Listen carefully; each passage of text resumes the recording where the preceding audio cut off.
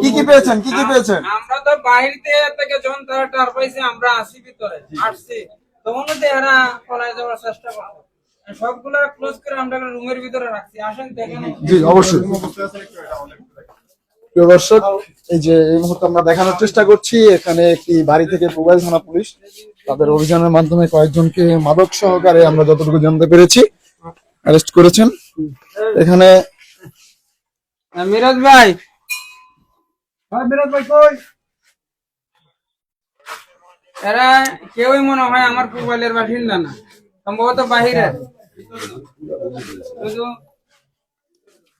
বাহিরের হবে বিভিন্ন জনরা, বিভিন্ন জায়গার লোক, বিভিন্ন জায়গা।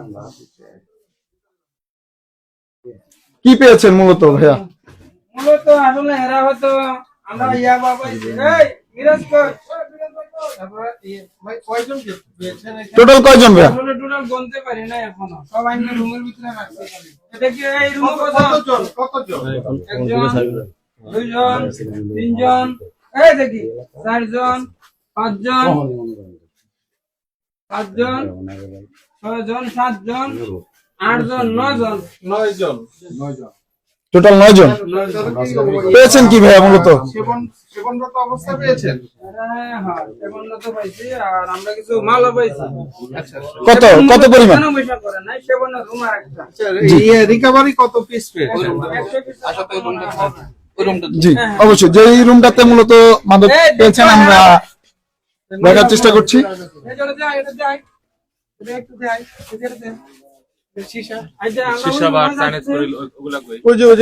বেশি অস্ত্র পাওয়া গেছে শুনতে পাইছি, দেখতে পাচ্ছেন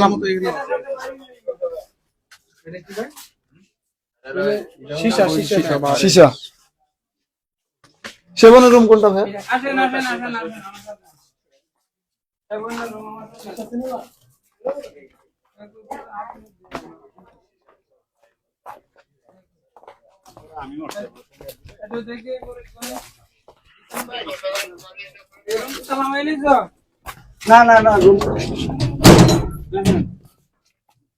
এই রুমটিতেই মূলত তারা মাদক সেবনের কার্যক্রম পরিচালনা করত। আমরা দেখানোর চেষ্টা করছি আপনাদেরকে যে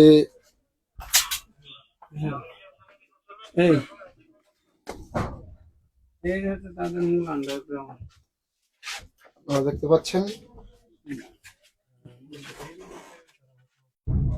এই যে এগুলা, এই যে খাইছে এগুলো বৈশা এই রুমটাতে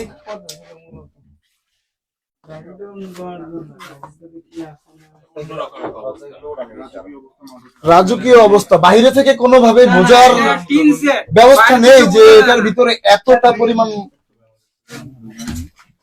মূলত এই জায়গাতে মাদক সেবন হতো, এই যে মাদক সরঞ্জাম যেগুলো ব্যবহার করা হতো মাদকের জন্য। জি, কত পিস পর্যন্ত পেয়েছেন? রুমের ভিতর ঢুকলে বোঝা যাবে যে এটা কি আসলে। Torture sell? হ্যাঁ, টর্চার সেল। Torture sell? হ্যাঁ হ্যাঁ হ্যাঁ, টর্চার সেল। বাহির থেকে কোনোভাবেই বোঝার পরিস্থিতি নেই যে এর ভিতরে ইনসেট একটি বাড়ির ভিতরে এ ধরনের পরিবেশ তারা তৈরি করে রেখেছে। আপনারা দেখতে পাচ্ছেন যাইলে দিন থেকে এখানে বিভিন্ন মানুষকে ধরে নিয়ে এসে মুক্তিপণ আদায় করা হতো। এখানে মূলত নেশাখোরদের একটা আড্ডা ছিল। আস্থা চলে। এটাতে ভাই আপনি তো মোবাইল ফোনার তদন্ত আভিযানিক